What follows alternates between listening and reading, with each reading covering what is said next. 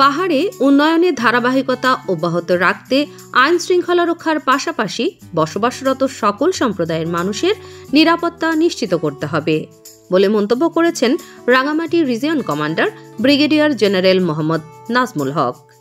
আজ 7 ডিসেম্বর 2025 রবিবার রাঙামাটি রিজিয়ন ও সদর জোনের আয়োজনে সম্প্রীতি ও উন্নয়ন প্রকল্পের আওতায় ঘাগড়া ইউনিয়নের চেলাছড়া সরকারি প্রাথমিক বিদ্যালয় মাঠে অনুষ্ঠিত সভায় প্রধান অতিথির বক্তব্যে রাঙামাটি রিজিয়ন কমান্ডার এসব কথা বলেন।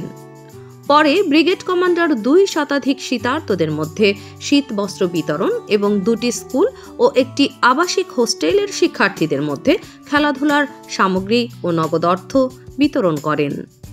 এ সময় রাঙামাটি সদর zone commander lieutenant colonel Mohammad Ekramul Rahat, Chelachhara সরকারি প্রাথমিক বিদ্যালয়ের প্রধান শিক্ষক নলিনী মোহন চাকমা, স্থানীয় ওয়ার্ড সদস্য মন্টু চাকমা, অমরবিন্দু চাকমা সহ গণ্যমান্য ব্যক্তিরা উপস্থিত ছিলেন।